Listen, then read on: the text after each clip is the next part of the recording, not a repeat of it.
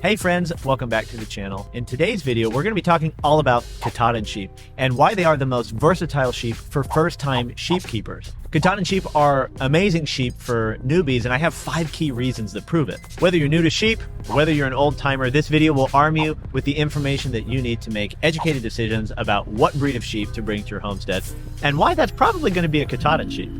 Once upon a time, I was new to sheep, and I found myself doing hours and hours of research trying to figure out what is the best breed of sheep. And at the start of my journey, I actually landed on Dorper and used to think that Dorper was the best breed of sheep out there.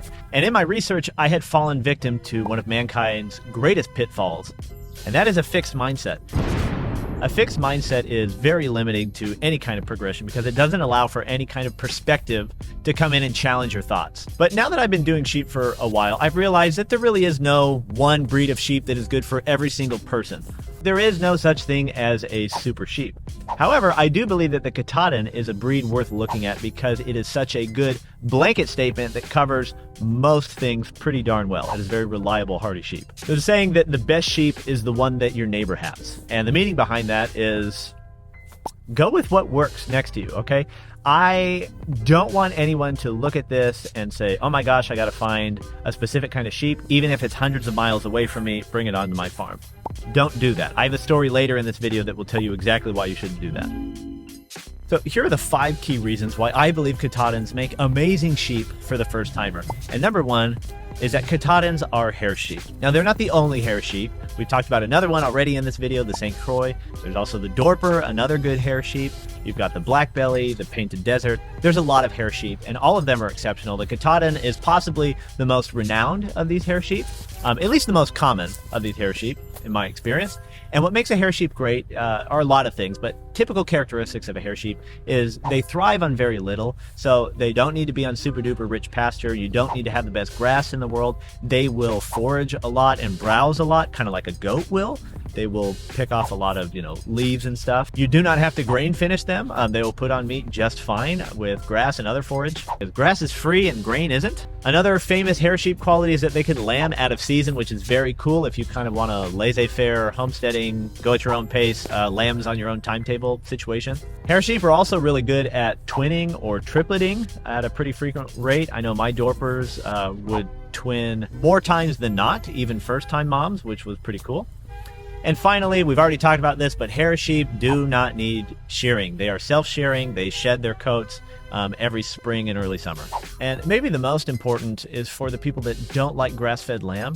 Hair sheep lamb, their grass-fed lamb, is a lot more mild and leaner and just a better flavor, in my opinion, than a wool sheep. And that comes from the lanolin oil, or rather the lack of the lanolin oil. That's what makes sheep taste greasy or gamey. Hair sheep don't have that. I think it's just a really, really rich flavor. So if you don't like lamb, try hair sheep because it's pretty good at converting people to lamb. Okay, let's talk about a really desirable trait, which is the fact that Katahdins are kind of a mutt. And that's not a dig. That is a blessing in disguise. So mutts experience this phenomenon called hybrid vigor. Hybrid vigor is not something I'm making up. It is a scientific principle. It is so scientifically proven that there's even a sciencey name for it. Heterosis. Put a little spelling here. Heterosis. So you've probably heard of inbreeding. That's when 2 parent animals are closely related, and when they pass on their genetics to their progeny, that young animal, a lamb in this case, it kind of takes the worst of both of them. Usually it's a sickly animal. It doesn't reproduce well. It doesn't gain weight quickly. They don't develop normally. That's what inbreeding is. That's because genetics are too similar and you get the bad traits. And then you've heard of crossbreeding. You might have heard of situations like terminal crosses, or these, the chicken that most of us eat is a cross, a Cornish cross, right? So you're familiar with crosses, and the idea is that you activate the phenomenon of hybrid vigor, and that is where you take the best traits of a diverse set of parents, and their child basically comes out a super version of mom and dad. So why does this matter to Katahdins? Well, as we talked about before, Katahdins are kind of a rich pool of genetic diversity. I'm raising 5 Katahdin rams out for meat right now. All of their moms are either full Katahdin or like 80% Katahdin. And their ram, their dad, the sire, is full Katahdin. And all 5 of these rams have different colors to them. One's kind of like cookies and cream colored. That's a technical term. Cookies and cream colored. Another one is kind of red. Another one is black, which is really cool. Two of them are white, but even the white ones look very different in build. So I think it's pretty fun that you get this genetic diversity, but that's another factor of this hybrid Vigor situation going on. I like it for a homestead stake. I like a little bit of diversity. I like being able to tell my animals apart just by their look rather than a tag on their ear. Okay, the fact that they are a mutt means that they cross really well, and that's why we have so many kind of like halvesy Katahdin sheep. Which goes into my next point, is that they are very accessible animals. The best sheep is the one near you. Anytime somebody comes to me, a lot of you do this on YouTube and say, PJ, I want to buy sheep. Where can I buy sheep? Number one stop, your farmer's market. See who's selling grass-fed lamb there and start talking to them. Chances are, at least, I think every single time I met someone who sells lamb, I can think of one exception. It's always Katahdin. So go with what works near you. And the fact that Katahdin is already a proven sheep is really nice. Joel Salatin has this really great way of thinking about this, and that is, don't go for exotic animals. Yes, they can be cool and a novelty, but especially if you're a beginner, just go with what works. I learned that lesson the hard way. I got my Dorper sheep, which were great sheep. I started my homestead in Utah. If you're new to the channel and didn't know that, I'm in North Carolina now, and I stupidly brought my core set of ewes and a stud ram from Utah to North Carolina. This is the story I was talking about earlier. Don't do that, okay? That was bad on my part. I brought those sheep that were used to a very dry climate and brought them to a very wet climate. They did not thrive here. I lost so many of them. Which brings me to the next point. The Katahdin sheep are very parasite resistant. The number one killer of sheep is predators. So that's going to be a coyote or even like a domestic dog just getting in and doing something stupid with your sheep. After predators, the number two killer sheep is parasites, particularly the barber poleworm.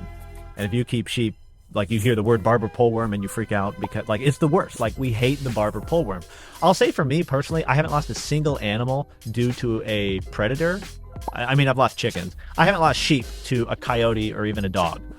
I have lost about 20% of my flock, adult sheep, not even lambs, adult sheep, to the barber poleworm. And I rotate my sheep. I take good care of them. It was very frustrating. It got to the point to where a vet told me, I don't know what to tell you. I have no suggestions for you. You're doing everything right. Those were all Dorpers. I haven't lost a single Katahdin due to barber poleworm or any parasites. And I've never dewormed my Katahdins. I have dewormed my Dorpers. So again, there's no super sheep, but the Katahdins work better for me in this setting. So I used to believe that Dorpers were the super sheep, the sheep sent to save mankind and blah, blah, blah. They didn't work for me here. At least my set from Utah didn't work for me here. Katahdins, I haven't had to deworm. So as good as Dorpers are, what good are they if they don't live to adulthood? You see what I'm saying?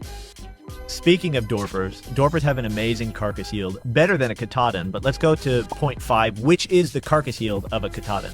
Now, Katahdins are a medium-sized sheep, so their carcass yield is going to be between 45 and 50 pounds. Now, my Dorpers, I would have, and I'm talking about, hanging weight, like how much meat you get off the sheep. Obviously, they're bigger than that when you process them.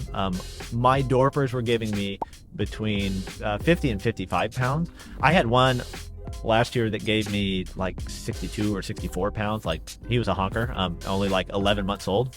He was awesome. I don't expect to get that from these Katahdins, and I'm going into it knowing that, which is okay. But you compare a Katahdin to another very good parasite resistant animal, which is the St. Croix. I've been told that St. Croix give something closer to like 35, maybe 40 pound yield. So compare a Katahdin, which you might get 50 pounds, to a St. Croix that you might get 35 to 40 pounds. That's pretty significant. And if they both have kind of similar parasite resistant qualities, that's a good trade-off to me. Also, quick note, Katahdins, from my experience with these guys, they're not processing as fast as a Dorper. My Dorper were usually a year or less, like 11 or 12 months. I imagine these guys will be closer to like 13 to 14 months. But again, you don't have to grain finish these sheep, which is so nice. I will probably try to get my hands on some alfalfa or orchard grass hay just to kind of bulk them up a little bit, because that's high protein. They love it. I love it when they eat it. And that's still grass fed.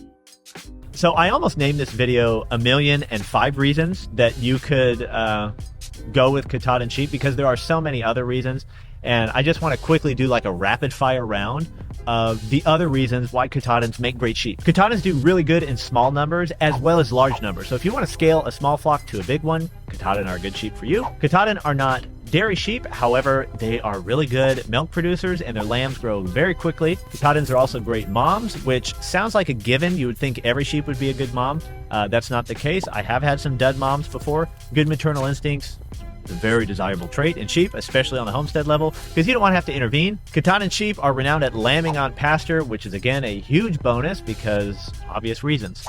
Not having to put them in a barn, which is where sheep go to get sick, is great. Put them on pasture with sunshine and fresh air. Katahdin sheep are good at preventing hoof rot because of their thick hooves. Katahdin ewes are very productive into old age. I'm talking 7, 8, even 9 years or longer. They can still be throwing lambs and being a good mom. And in my experience, Katahdins have been a much more mild sheep. Especially like I have 5 rams. They're in this paddock with me right now. And I haven't turned around once in the past 5 minutes because I'm not worried about them. If my Dorpers were here, I would be like this and I'd have a stick like at my side. So if you value your pelvis, your hip bones, Katahdins are a great sheep for you because I wouldn't be able to do this with Dorper. Dorper was much more, my ram at least, well, many rams, like every Dorper ram I've experienced has been more aggressive with me. These Katahdins, super mild. So if you value your pelvis, Katahdins are great sheep. I spent this entire video talking about Katahdin sheep. If you liked this video, chances are you'll get something out of this one too. It's kind of the same thing, but for Dorper, because I went through this paradigm shift of Dorper are the best to maybe there is no best sheep. You'll get something out of the story that I tell in this video, because really the best sheep is the one that does well where you live right now. Thanks for watching, and I'll see you on the next video.